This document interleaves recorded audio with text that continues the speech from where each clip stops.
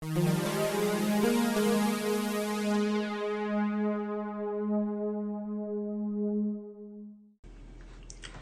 so welcome to Paint and Game Corner. Today I'm going to be doing a review in a series of reviews about some of my favourite games and the reasons why they're my favourite games. And we're going to start with the idea of theme and a thematic game. One of my all-time favourite games now for theme is Nemesis. So I'm going to be talking about Nemesis today. Nemesis is published by Awaken Realms and it was designed by Adam Kwapinski.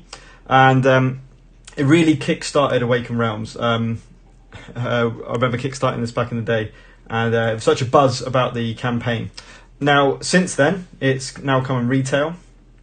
It's not a super cheap game, please be aware, but if you like Aliens the film, considering this isn't an IP, this doesn't have that IP, it is Aliens the film in a box. It has all the same feeling. It's got that suspense, that horror, that theme, and the characters, the intruders, which are effectively the aliens in this. And you've got everything you need in the core box. And I wanted to talk about this as well.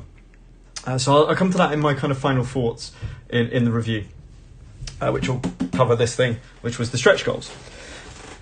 So Nemesis is a survival horror. It's a semi-co-op in its best form. You can play it fully co-op, you can play it solo. So it does have several modes that you're able to do, and I do have a solo gameplay playthrough on the channel if you wanted to see that. The miniatures, it's got miniatures in it, it's got dice rolling mechanics, it's got card plays, it's card action selection, which is random, but then you've got a hand of cards that you're going to be doing things with. Really nice mechanics, and it really does shine as that semi-co-op where you're playing, let's say we've got 4 players playing the game. They're making their way around the Nemesis, the ship that you effectively wake up from stasis, realise things are wrong, and you're trying to put things right to be able to get back to Earth. And the nature of the objectives, that's where it's all tied into, this idea of these personal objectives and these corporation objectives. They really tie that game into that semi-co-op nature. So you might seem like you're really helping out your friends, and you will have to start the game. I would say it pretty much always starts off as a co-op game, but then once the first intruder comes onto the board, then you have to make a decision about how you want to play the game and how you want to finish with an objective, in which case you could be trying to go against the other players, or against the single other player that you're trying to destroy. So I'll show you the box contents first, and then we'll move on to, as I say, my final thoughts and the review, as it were. So, really nice size box. I appreciate it's actually quite a square box, and I quite like that. It means that it fits in lots of places in my cupboard. It's ideal. The Board Game Replay did a watch the video to learn how to play the game if you don't want to read the rules. It's not the best rule book. It's quite scatty all over the place in a way. It tells about setup and everything else, which is great. With examples, it's really nice and colourful. It's nice and big font and everything else. But you tend to go from like one section of it to the next section. You do have a rules summary, so you can kind of see what effectively is doing, and the symbols. And in the Kickstarter, in the stretch goals, they actually introduced a kind of like a little help card. They'll tell you what the bits when you draw from the intruder bag. This is one of the most annoying bits, is that you keep going back into the rule book onto the page to see what that does. And it's not on here, which is a really bad omission in my book, but never mind. It talks about critical events. The first encounter. This is really important because you're going to have 2 objectives. You're going to have a personal objective and a corporate objective. And then once the first intruder comes onto the board, you then need to decide which one of those you're going to do. After the first dead character, or player, all the escape pods are automatically unlocked. That's an important one to not miss, because that's really important to try and get off the ship. Remember, obviously, there's a time track, and you can only kind of go back to the hibernation chamber when that actually happens, when you get into the blue section of that track, and that's really important. So you can't just finish the game as soon as you want. There's self-destruct, of course, in the essence of when there's a room which you can set the self-destruct timer on, and then the escape pods are automatically unlocked again, but there's a good chance that the ship will blow up. Exploration, how you explore, what you do, actions, what your actions are, items and objects, because you're going to be picking up items, you're going to be using items and objects. Combat, of course, how to do combat, and perhaps quite importantly is melee. So if you want to do if you run out of your ammo of your gun, you can actually punch the aliens and the intruders. I should be calling them intruders, but it's pretty bad. You're getting contamination and all the rest of it. And then escape. How do you get out of an engagement with an intruder?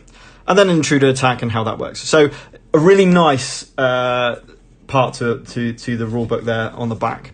Now, the basic rooms are really important, double-sided, and there's 2 of them.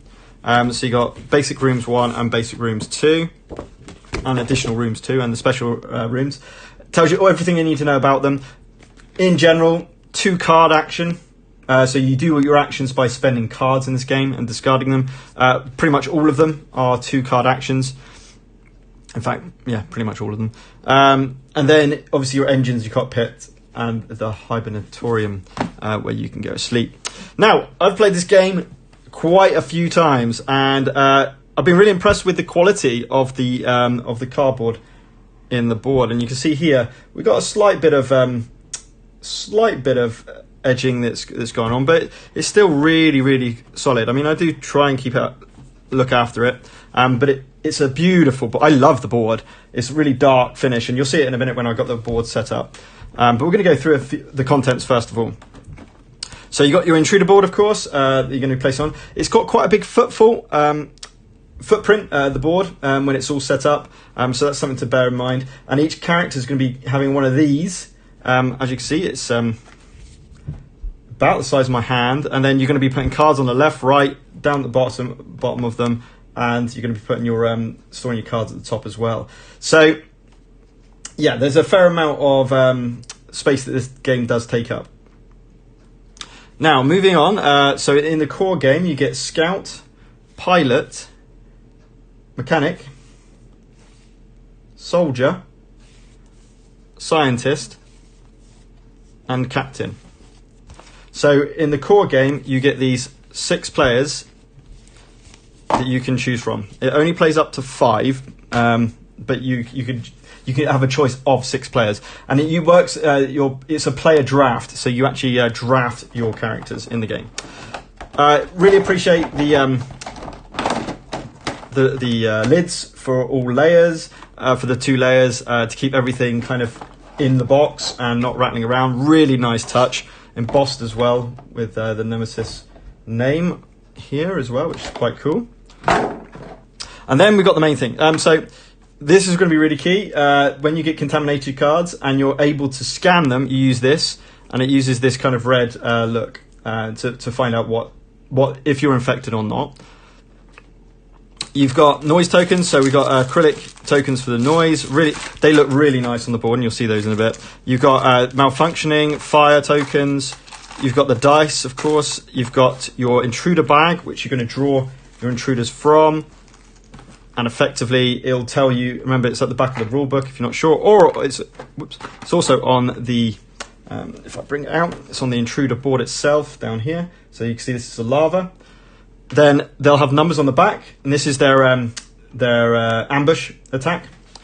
So if they jump into a room with you, you have to have at least that number of cards in your hand, or you're attacked.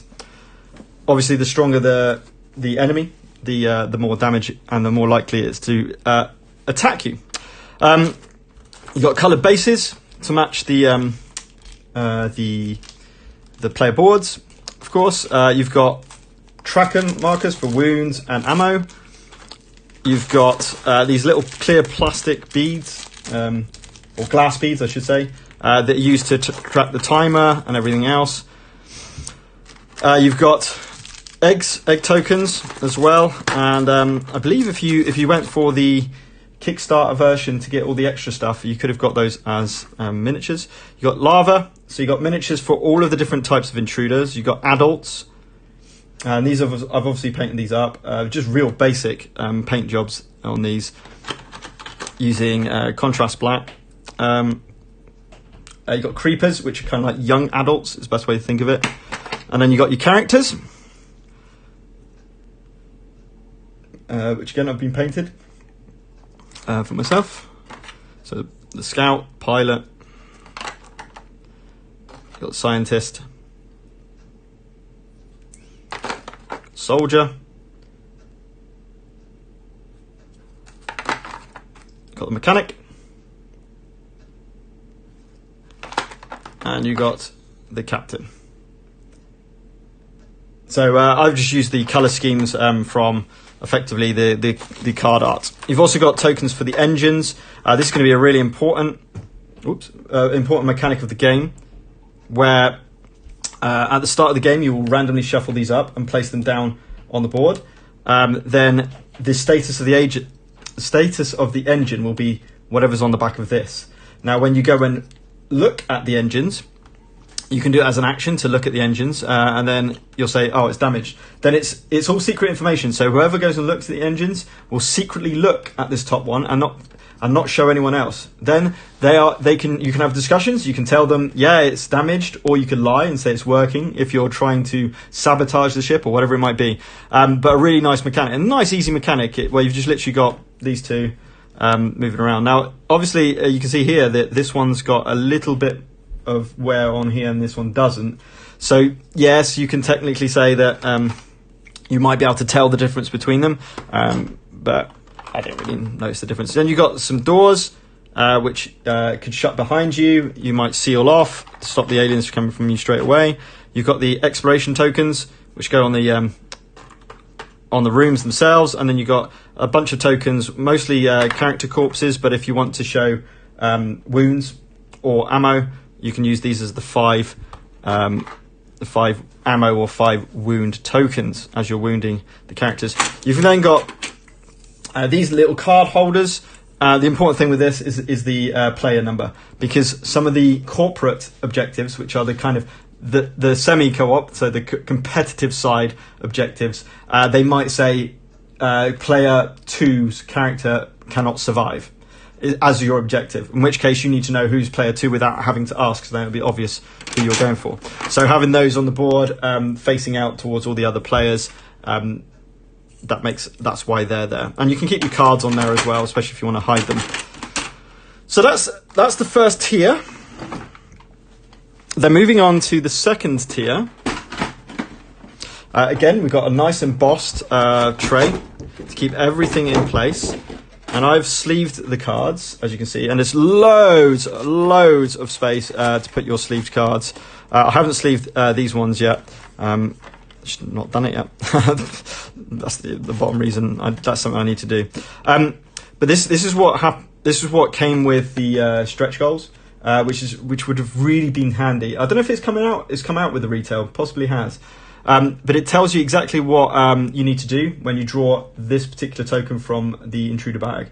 A really, really key thing to have, to be honest. So we got a bunch more. We got some 2 more different adult poses. 2 standing up ones, and another one as well, and another crouching pose as well. We've also got the breeders, which are like your big ones. They're a bit above the adult, and then of course you've got the main queen alien as well. So you get all the miniatures for the intruders and your characters, which makes it immersive, which is really nice. And then you've got all your room tiles here as well that you can use, that you will place around the board. So that's the components, obviously the cards as well. And let me just draw out one characters. So, for example, this is the pilot's deck of 10 cards. It'll say down the bottom it's pilot, and it's also in green. And then the art in this game is absolutely brilliant. If you want the kind of immersion with what that action's doing, the art really helps with that. It's, you know, sometimes you're just looking at your art in your hand rather than playing the game, but tells you what you need to do. It tells you the cost. So these are all just using the card. You don't have to put an extra card, but repairs, for example, you'd have to discard another card along with this to do this. Discard a malfunction marker from the room you're in, or repair or break the engine jar. So please always be aware, there's always a semi-co-op nature to this game. So you can repair or break the engines if you wish to. So you can actually start damaging the ship. So each character has their own deck of cards. And then the object. I just wanted to show the objectives before. Oh, well, first of all, these are the contamination cards that I talked about before. And you can't see. Let's show you where I put the. Oh, okay. I don't know where I put the scanner off the top of my head. There it is. So they come like this. You draw them off. You randomly shuffle them, and then when you want to test them, you put it down in here, and then it'll come up with the words. And you can see there we have not got the word infected. There's words that look like infected, but there's not the word infected. So this is a clear card. Let's have a look at this one. Of course, there may not be an infected. In fact, there's not. So neither of these two cards were infected. But you only get to do this when you're being instructed to do so. It tells you what happens in the infection procedure. So if one of your cards is infected, this is really key. If you have a lava on your character board, you die. And it is a mechanic which does polarize a lot of people when playing this game. It's relatively easy to die from the midpoint of the game, I would say. I would argue that this game would take you 3 to 4 hours to play on pretty much most scenarios. That's with like a 3-4 player count or 5 player count. If you're playing solo or 2 players, probably looking at maybe 2 hours, 2.5 hours. But if you're playing for 4 hours and you've got a lava on your board, for whatever reason it might be, and you might have to scan your infection card, then you die. You're out of the game. Now, it does have a mechanic where the first player who goes out of the game becomes the intruder, and it's got like an intruder deck and stuff like that, but it doesn't play as well as the actual game. So it's not quite as good. And also, it's very likely that that person may not know how to play the game fully, and certainly not the intruder deck. Rather than spending an hour talking about the rules of how that happens, it may not work so well. So just be aware of that if you're in a game group and you want to play this for 4 hours and someone's going to be going out maybe in the second hour, then make sure they're happy. The players know about that's a possibility. You place the creeper in the room you're in, so you've basically turned into an alien. If you've ever seen the films, you know exactly what's going on. If you don't have a lava on your board, place one there. So it's another way of getting these lava chucking onto your board. It can be brutal, this game. In fact, most of the time it is brutal. You have player cards, which tell you what player you are, and it also tells you what the phases of the game are. There's a little help sheet. And then you have your objectives. So let me draw these out. So then you have your objectives. And you've got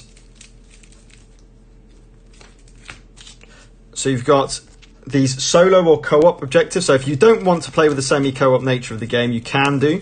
So it kind of got 3 modes. It's got co-op, it's got the normal semi-co-op nature, or it's got solo. So it has got 3 modes in the game. Then if I show you these, you've got personal ones, which aren't that mean. Send the signal, all rooms must be explored. Also, please make note of the player counts. If you're playing with less than 4 players, you need to take that out of the deck. Less than 5, you need to take that out. So personal are quite friendly. They are co-op. I would say they are the co-op ones. Then you get to these, the corporate. Now, some of these aren't that mean, but some of them are really mean. So intruder egg weakness must be discovered. That's not bad. But then we get ones like this. Player 1's character cannot survive, or your character is the only survivor. So you're going to make it your bet to try and get rid of player 1, or all of the players. Player 3, and then there's one for each player, of course. Finish game with an intruder egg, and intruder eggs are not always the best things to be carrying around, as you would imagine. And then all the different players. So those are the ones that make it a little bit meaner in the sense of what your objective is going to be. But it just plays into the game so well. It makes it so thematic. If you think about the films with the corporate, I like the fact that they've used those as corporate, and they've got the personal objectives. So imagine in the film with the corporation is trying to decide what the mission is trying to do, and Ridley's completely against that, of course. Ripley, is immediately against that, so it's really quite cool for that. Then you've got the little cards, which are mostly item cards. Just one thing to note, if you see this symbol here, it means it's a heavy item, which means it must take up one of your hand slots. So either your left or right hand. So that's important. And also, one thing I didn't realise was if you pick up a weapon with ammo, it only comes with one ammo. Okay, so that's an important thing to make a note as well. So you've got lots of different items. You've got personal starting items and quest items for each of your characters. Then you've got the weaknesses of the intruder. Okay, just because of the nature of my hardware, that didn't work so well. So I'm going to carry on the review with two separate cameras, and hopefully that'll work. So we've now set up the board. It's kind of ready to get started. The first thing is you would have, let me just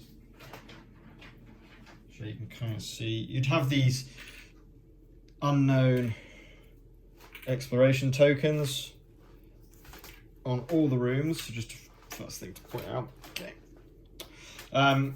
So they would be all over the rooms. You would have got a first player. The first player token in the core game is this plastic token. Is this cardboard token. You do get a plastic model in the stretch goals, which is quite cool. And behind these cards is the timer track, which we'll keep an eye on. But they're quite nice. I like the fact that they've done this so these little holders fit perfectly on your cards. You've got a space for your left and right hand, which you can't see. Let me build down. So you've got your left and right hand here. You've got your decks go on here, and then when you use them, they go over to the discard over there. So you're going to have 5 cards that you can use on your turn. 1, 2, 3, 4, 5. And these can range from being cards that can be used in combat, cards that cannot be used in combat, and then cards can be used any time. Just read what it says, they can be used. Now, any of these cards in your hand can be used to do the actions denoted with this cost. This little number in the box is cost. And the idea is you're going to be exploring the ship. The 2 objectives here, for example, are the ship must reach Earth. So it just needs to make sure that the coordinates, let me bring it back up, bring it back up again. So the coordinates, which are over here, just to make sure that they are going to Earth. So at the moment it's going to position B, and I'll show you that in a second. Or you're the only character who survives. Extreme field biology. At least 2 intruder weaknesses must be discovered, and there's 3 in total to get. So they are the objectives. As I said, this shows the turn order and who you are. And on the back of this, which would be facing your characters, the players will show you what player number you are. So you start.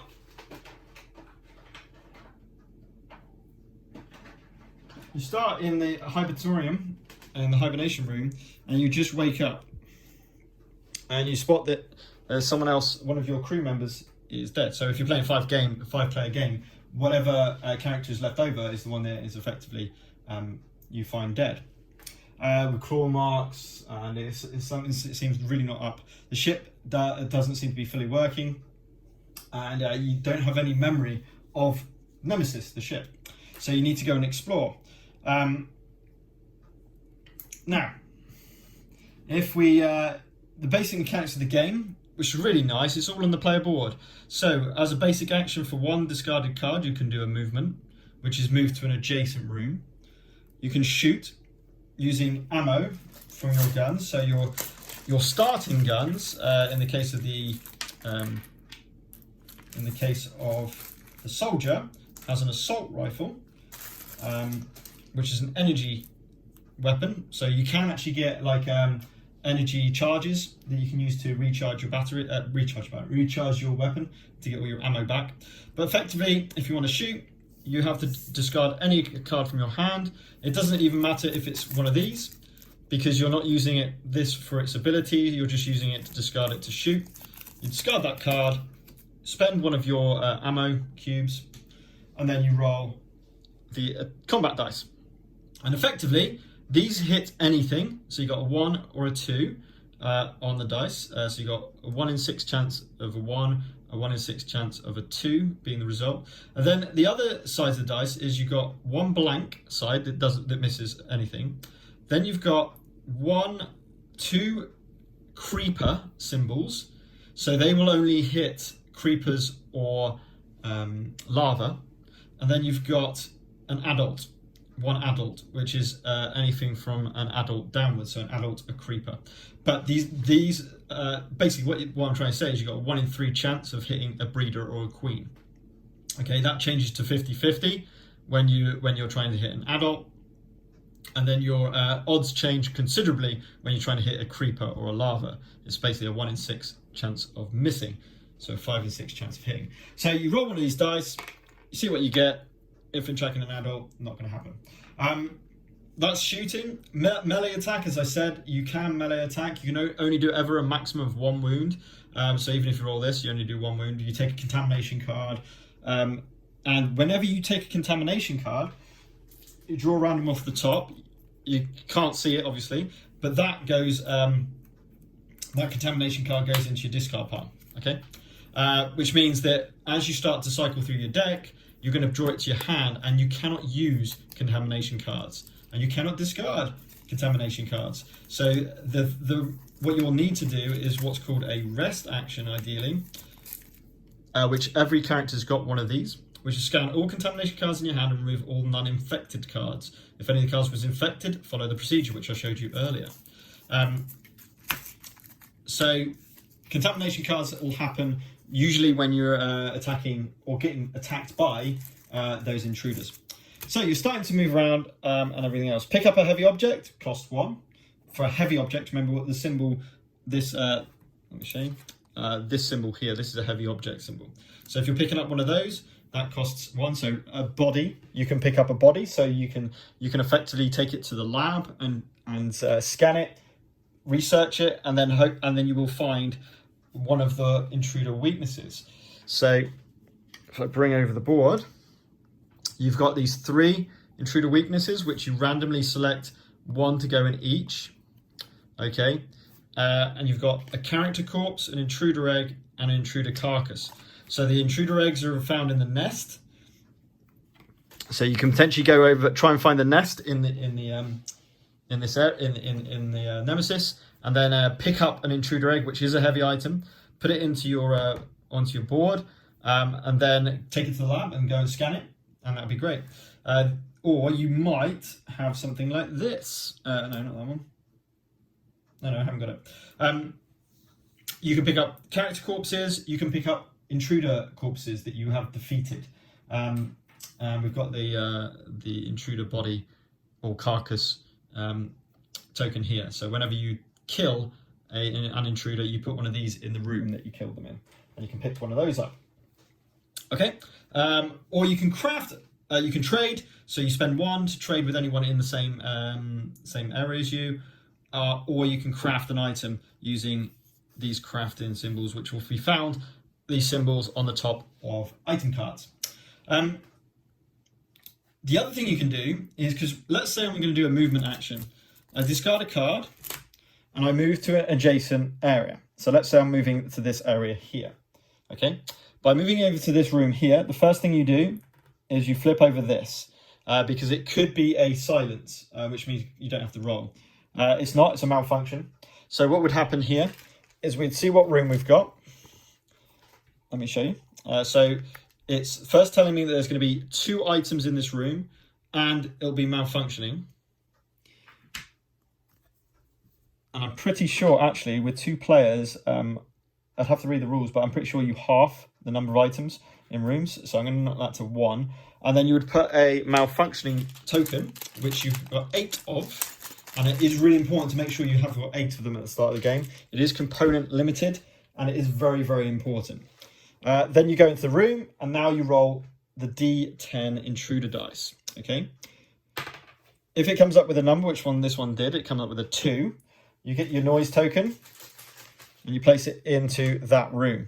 Now, please note that rooms will be connected by corridors, and this corridor counts as a 2 for both of these rooms. So that if I decide to move into this room next, if I roll a 2, I'm getting an intruder. How do you get an intruder? If you have to place a noise marker on a corridor that already has a noise marker, then you remove all noise markers attached on corridors attached to that room, and you grab the bag, which I've put over here.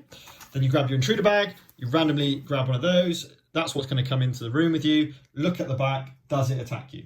If you've got 1 or more cards in your hand, it does not in this case, but you can get different varying amounts of those, of course.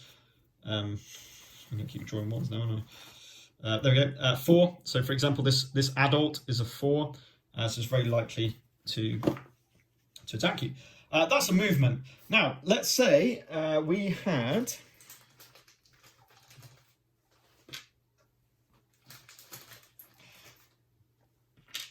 this, for example. So this room had noise all around it, and I still wanted to go there. I still had to go there, and I didn't want to go all the way around.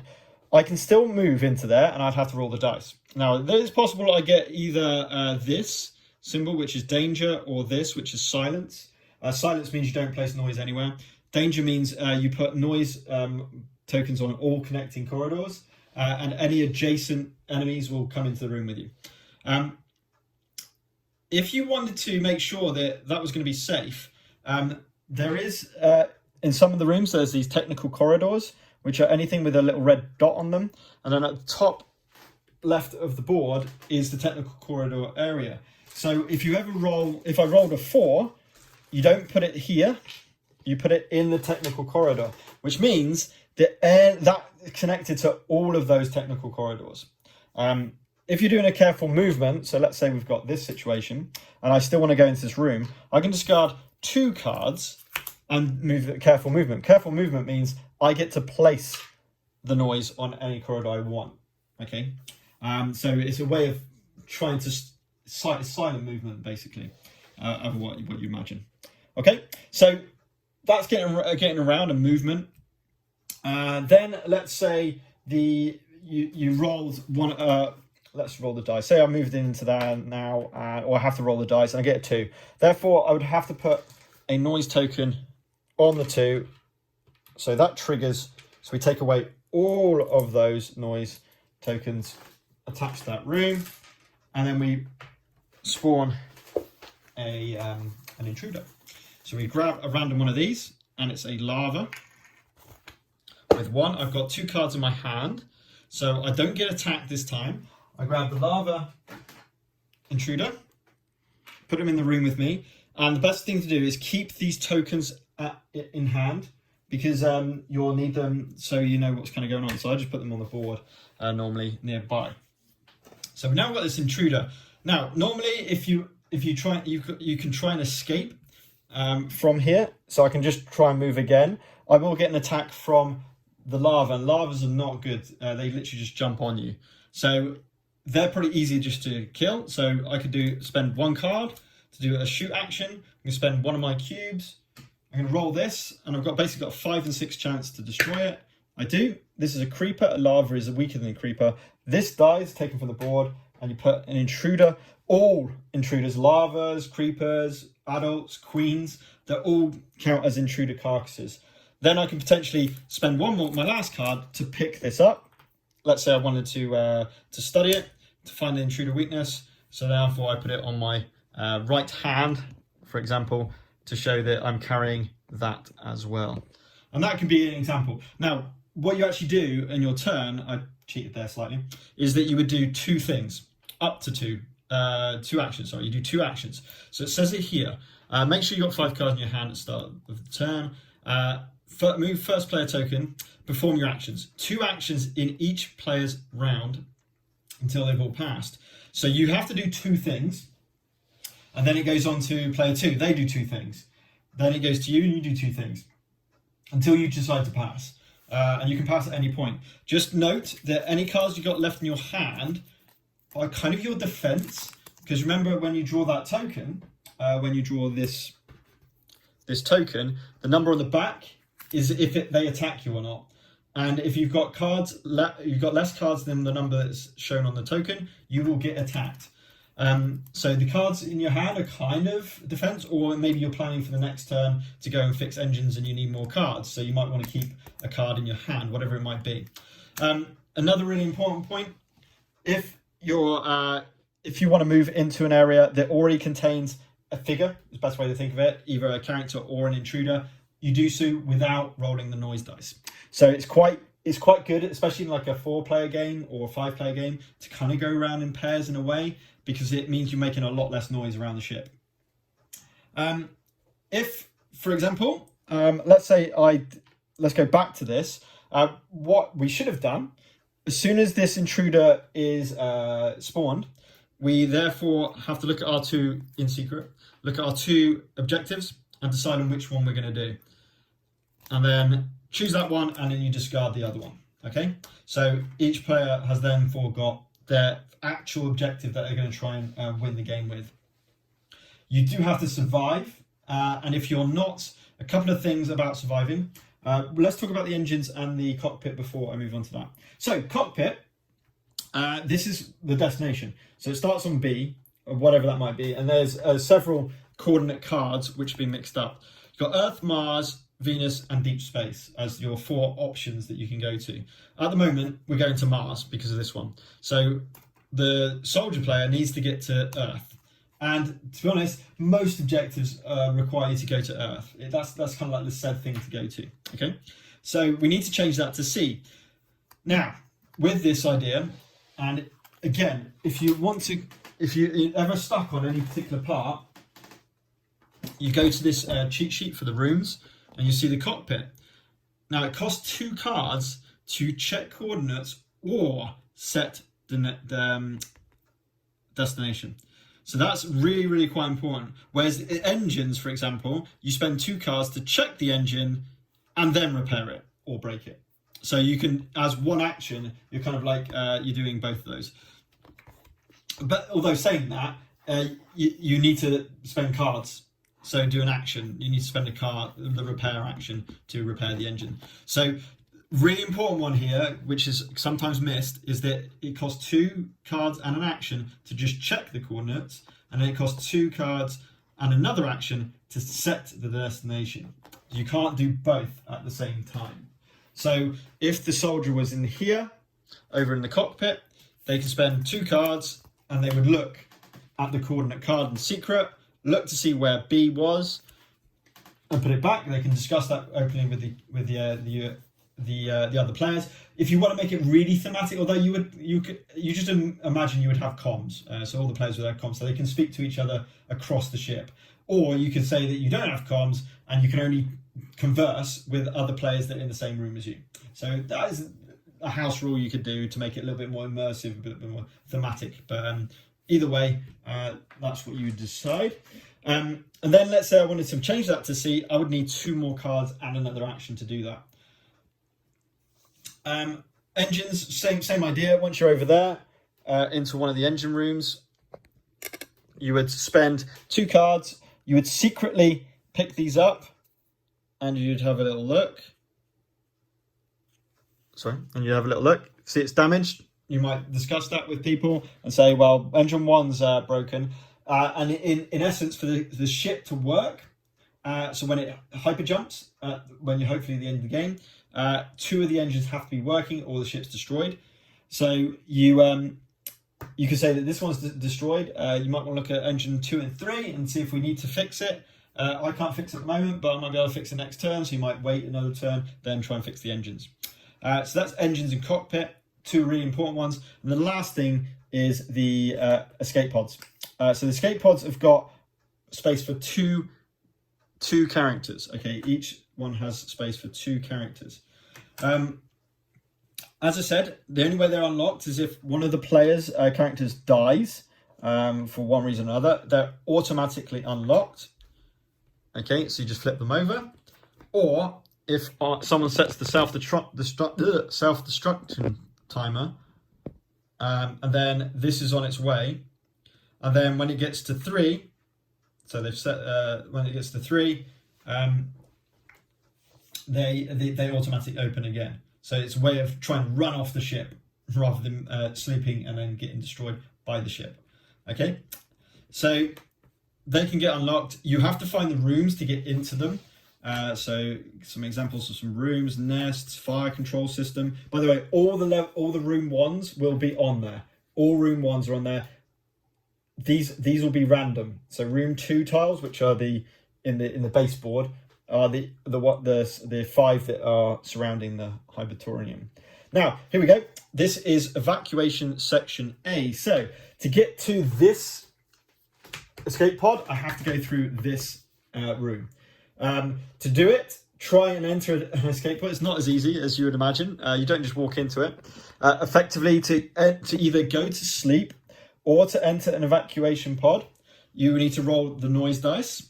If an intruder comes along, you don't go into the escape pod. You do not go to sleep, and you have to fight it off. So it's really tough, especially when events are causing you to roll dice. The intruder bag development causes you to roll dice.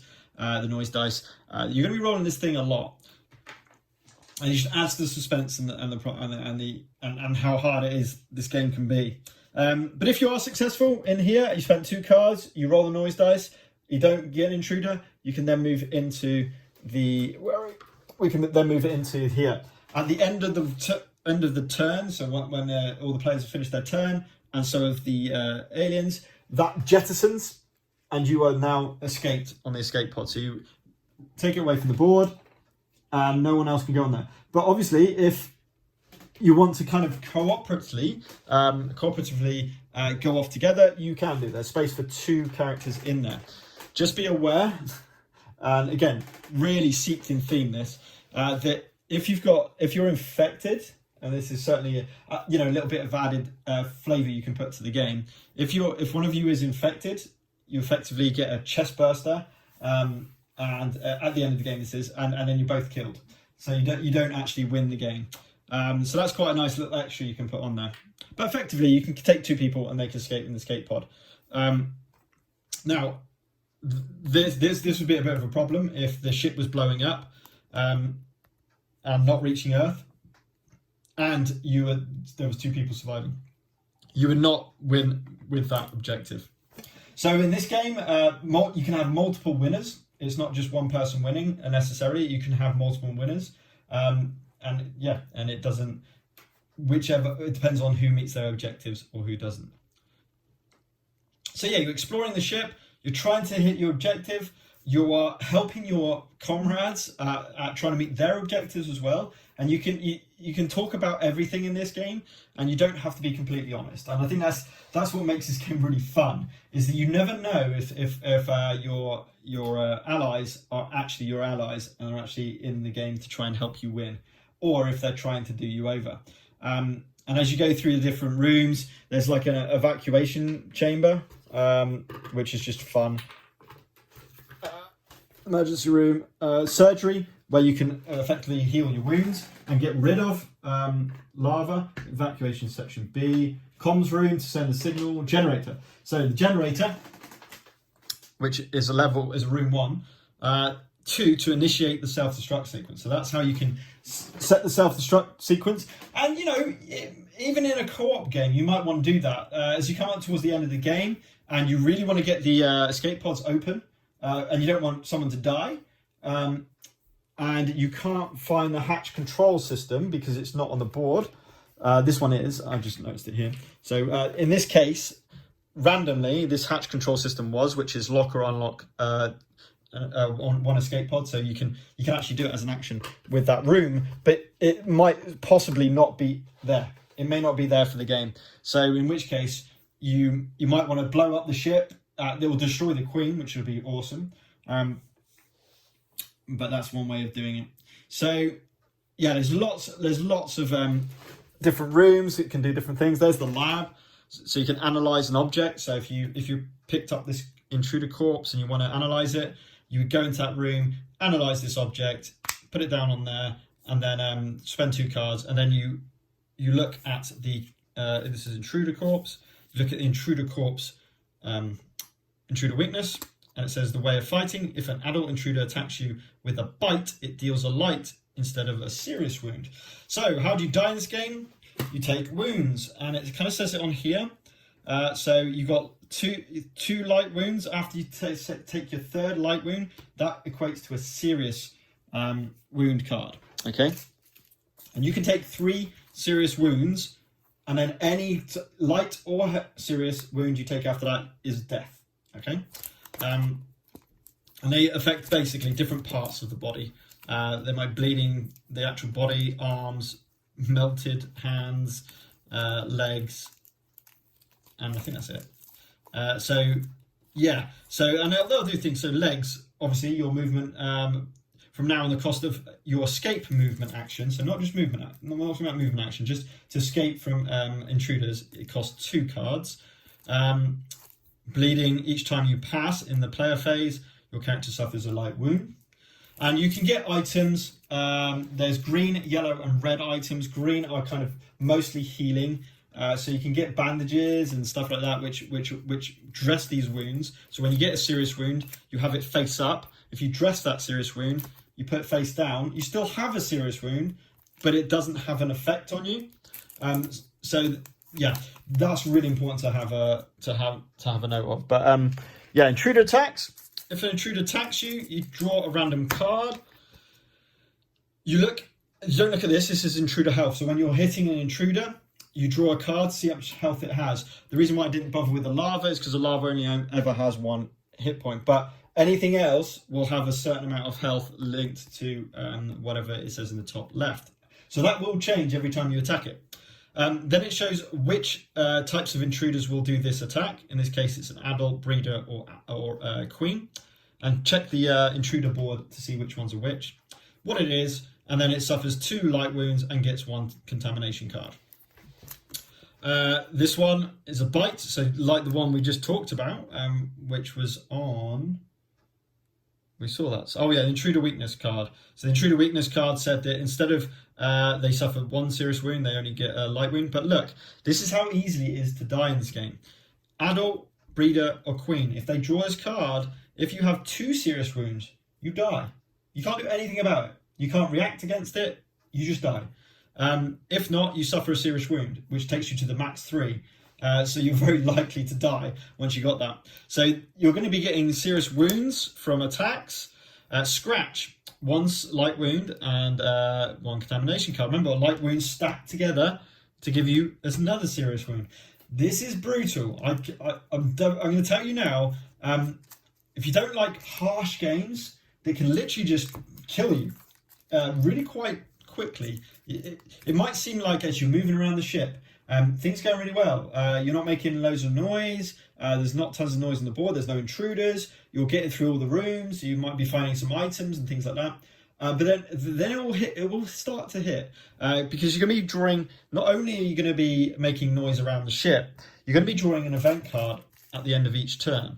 And these event cards can be good and they cannot be bad, and they can also be bad. So if we have a look, once you finish your player actions, you move the time track 1 space downwards, and the self-destruction timer if it's being activated. Any intruders that are in the room with players will attack. Then everything suffers fire damage. So if you're in the room with fire, including intruders, they will take fire damage. Resolve the event card. So you draw a random event card from the event deck. And the first thing it tells you is what types of intruders move which corridor. So if there was one of these big breeders and they were there, let's do a bit more of this one. And they were in the Herbitorium, they would move down corridor 4. Okay. Queens as well. Flammable compounds. Place a fire marker in the Herbitorium. If it's already on fire, place a fire marker in each adjacent one. Fire does not spread through closed doors or technical corridors. Now, this brings me to fire and malfunction. There are 8 fire tokens, 8 malfunction tokens. If at any point you need to place one of those tokens and you cannot, if it's malfunction, the ship has malfunctioned so badly that it is destroyed and everyone dies and you fail. If the fire, same thing. If you're trying to draw a 9th fire token, you cannot, there isn't one. So the ship is consumed with fire and it blows up and everyone's dead and you all fail. Okay, so you do need to keep check, I would say especially with malfunction markers. Number one, they're going to stop you from using your room. If a room's got a malfunction marker on it, so if a room does have one of these malfunction markers on it, you cannot use the room's action until you have repaired it. And remember, your repairs are in the cards. Okay, that's how you repair. Or tools. Sometimes you can use tools to do it as well. So you're going to be doing these, and sometimes these will be pretty harsh. Oh, that's not. Sometimes these can be really harsh, and suddenly what seemed like everything was going quite well, things start to go really bad. Look at this one. Place a malfunction marker in each green room. Now, obviously, they have to be revealed. So if you've revealed a lot of the board, you're going to have a lot of these green rooms revealed. That could easily be one. How many we got? That we can see at the moment. 1, 2, 3, 4. That could be 4 malfunction markers put down and 1 event card, and you could lose the game straight away. This is a very strong event against you, so this is why this gets removed from the game, because obviously having that coming back would be horrendous. But then you shuffle the events deck and your discard pile after you've resolved that. Here, adults, breeders, and queens would move down corridor 2. So you're going to do event card, and then the final action is to do the intruder bag development. Now, this is perhaps the harshest part of the game. So you're going to get into your bag. Hang on, let's get that card. You're going to get into your bag and you're going to draw a random token. The most common token that you'll have in an intruder bag is these adult tokens. Now, adult tokens, return this token to the bag, and everyone performs a noise roll in order. So suddenly, what you thought was all right, and maybe you've got like, sorry, let's move those. Let's say you've got something a bit like this, and you might have a bit of noise here and a bit of noise here. So player 1 would roll noise first, getting silence. So that was a lucky roll. Player 2 would get a 4, and suddenly, bang, there comes an intruder. Intruder goes back to the intruder bag development. You draw a card. It's an adult. It's 4. It's probably going to hit you because you've probably got rid of your cards from doing actions. Oops, sorry. You've probably used your cards from actions, in which case you get attack straight away. Bang, you get a claw attack. You suffer 2 light wounds to get the contamination card. So suddenly, what looked like it was going okay, suddenly gets really harsh. You've got an intruder now that's in the room with you. It is going to be your turn next. And the player marker gets moved on to the next player, of course. They will then draw their 5 cards. They will perform their actions, doing 2 each time.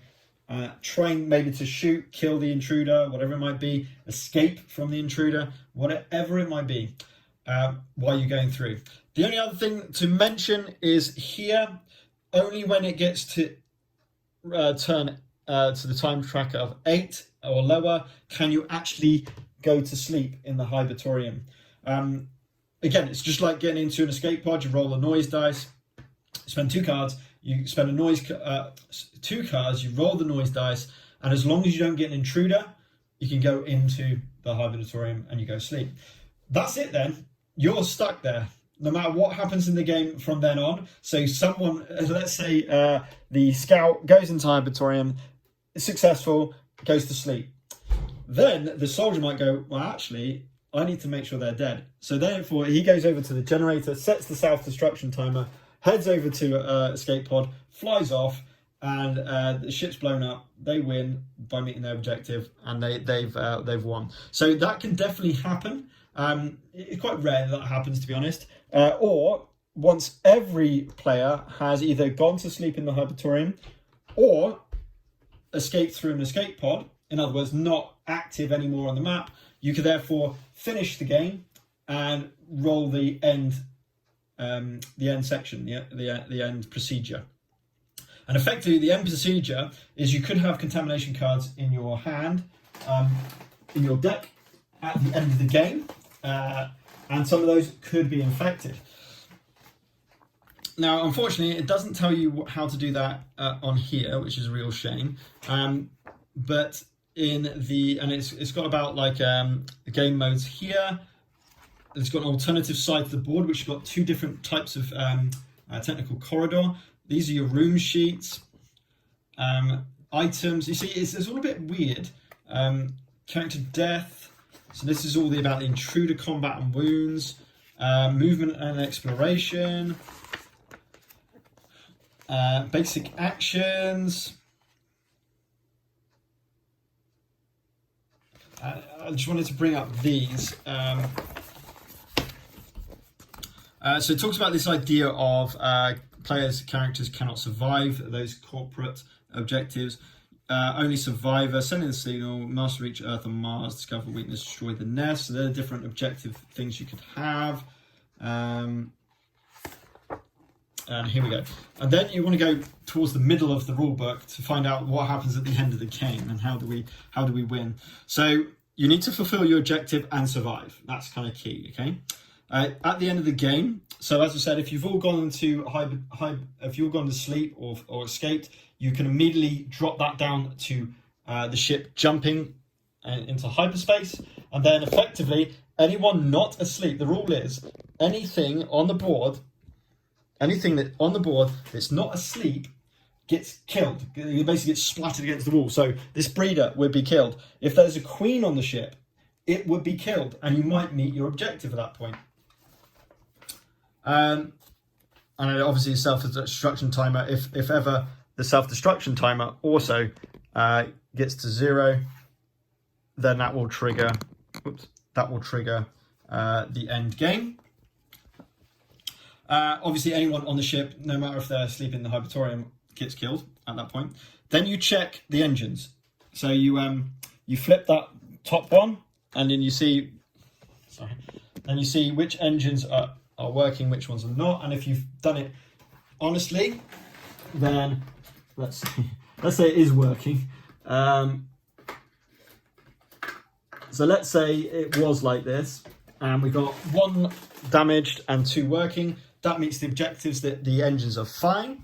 So you have to have at least 2 of your engines working for it to send off, and then you check your coordinates. So let's say that is put to C, which would be C, which would be Earth. So you are going to the correct location. No, that's not. You are going to the right location. So you check your engines, you check your coordinates. Then you do a contamination check. This is quite important. Each alive character, however they're alive, checks their contamination. You look at all of your deck. So let's chuck in, just as an example, let's chuck in a couple of contamination cards into there. So you grab all your deck and your discard pile, all of it, and then then it says the player scans all contamination in the action and discard and hand. If you've got 1 infected, so I've got 3 contamination cards. Let's say we get the scanner. We get the scanner, and it does say insert, so you can see. You put it in, not infected, not infected, not infected. Let's see if we can grab an infected, and we can show you what happens. Not infected. Most of them are not infected, to be fair. Not infected.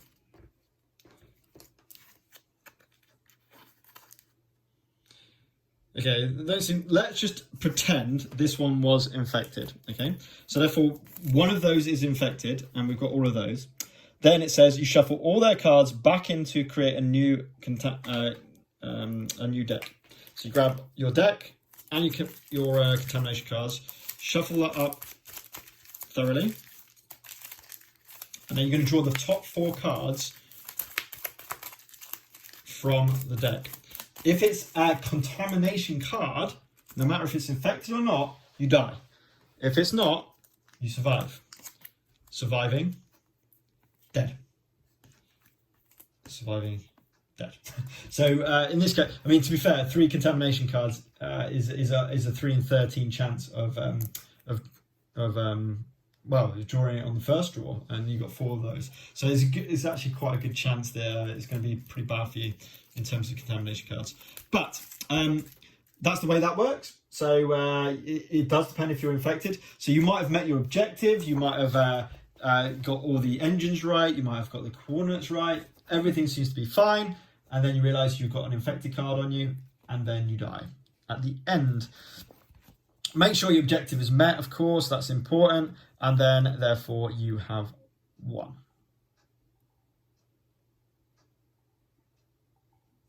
And it does say here, ending the game before the other players.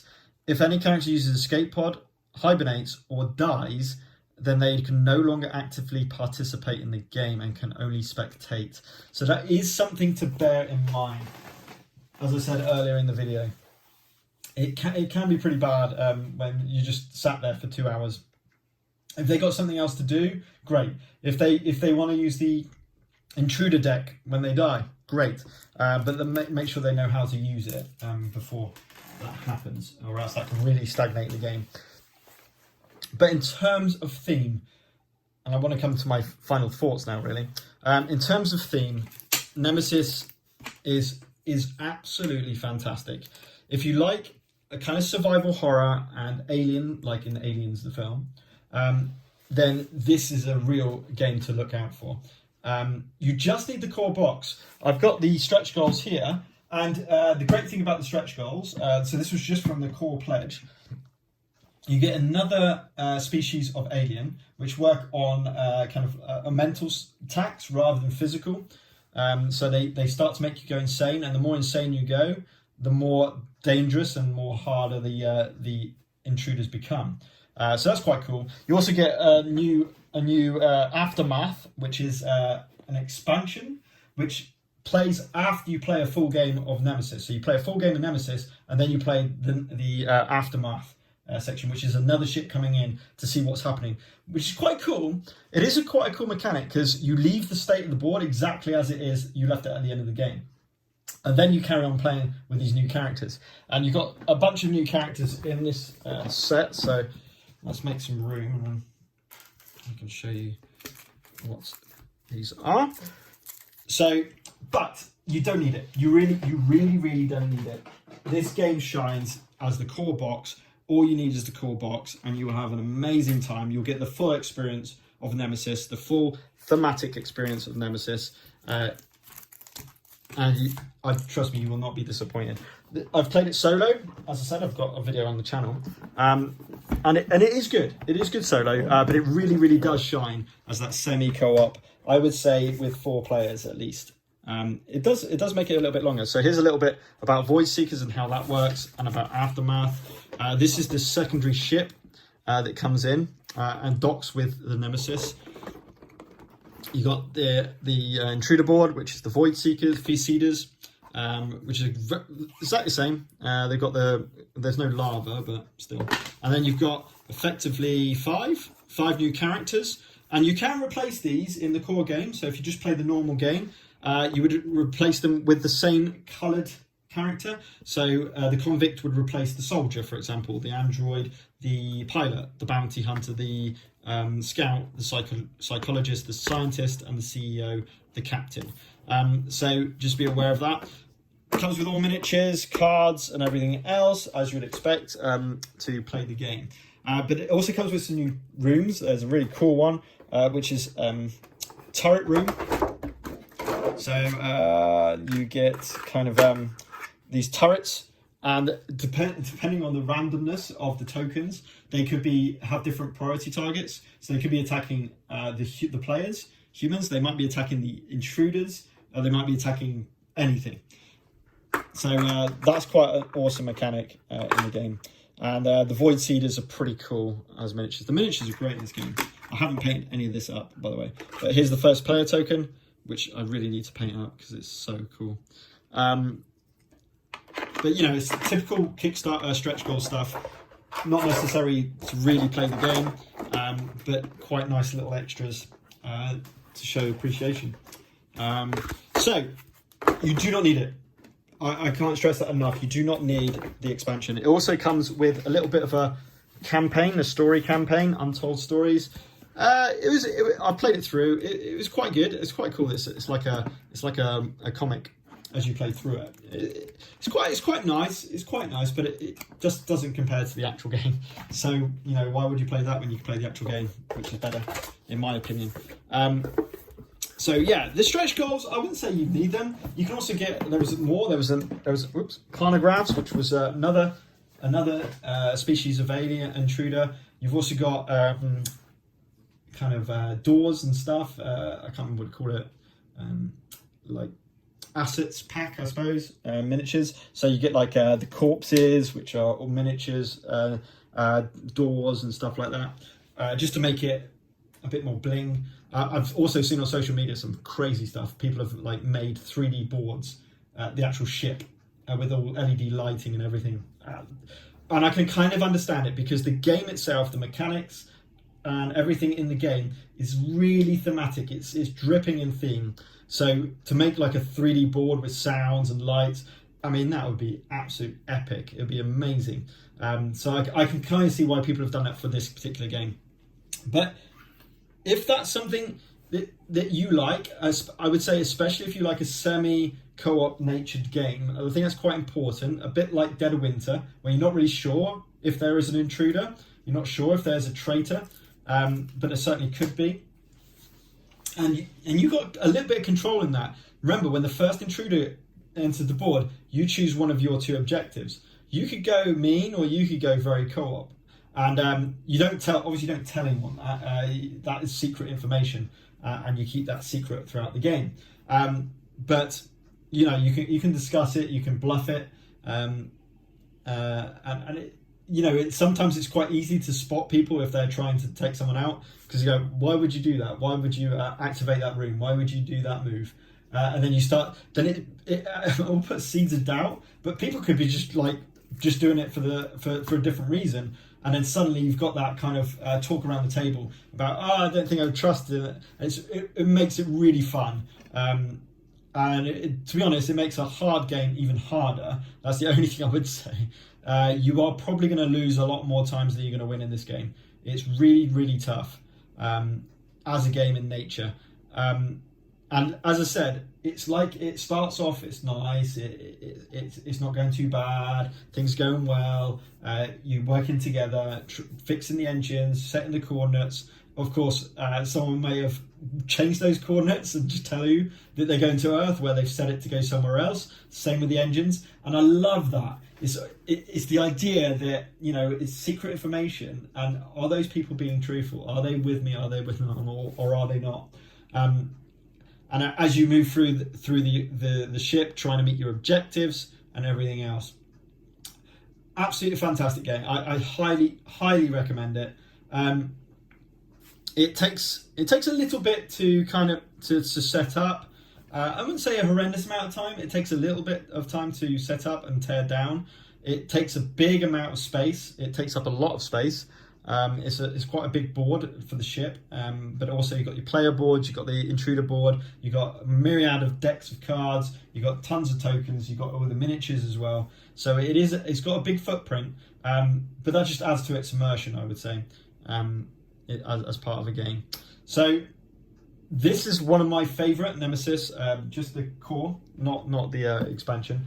I wouldn't say the expansion heightens the game, if I'm being completely honest. I think as the core game on its own, I think it really does shine. And for theme, I love it. I love this for theme. I do like the Alien movies. I like the suspense horror of the Alien movies, and this game really seems to have encapsulated that. I've played the Aliens card drafting game, and this beats that by quite a long way. Even though it's not the IP. Obviously, you've not got the characters and stuff like that. and they're not xenomorphs, but it's so good. It's so good for theme.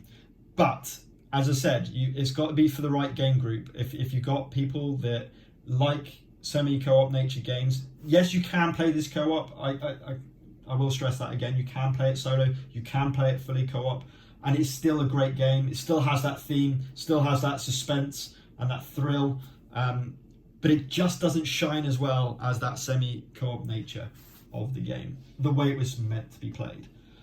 Okay, so that's my review of Nemesis. I would highly recommend it. It's one of my favourite games in my collection.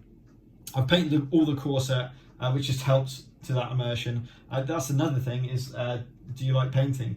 The beauty of this is you can just paint them all black, like I've done, and they'll look fine on the board, or just do a wash or something. So you can do like you can do the soldier with just a red wash or something like that. You don't have to paint them because you've got the coloured bases for your characters, so you can denote those easy enough. And the sculpts of the different intruders is really obvious which type of intruder they are. So you do not have to paint it, but if you want that full immersion, maybe that could be a sticking point too. That I don't want to paint them all the miniatures, and I don't particularly want all grey plastic all over the board. That will take it away from me. So that's all I wanted to talk about.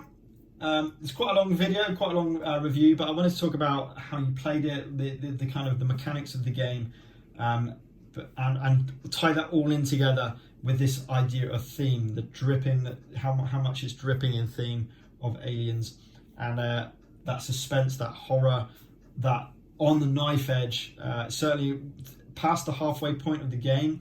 I would say after an hour of playing, it's definitely going to start to build up in terms of the amount of stress and suspense that's happening with intruders coming on, potential semi-co-op traitor mechanics coming in, and all the rest of it.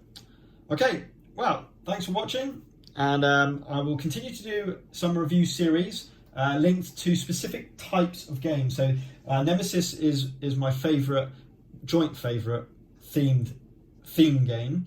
I've got another one to review and to show you next time, and I'll tell you what the game is now, and then I'll talk about it obviously in the review. But my top other themed game is Rebellion, Star Wars Rebellion. I'm a big Star Wars fan, and man, you cannot get more like Star Wars in a box than Rebellion. So until next time, keep gaming.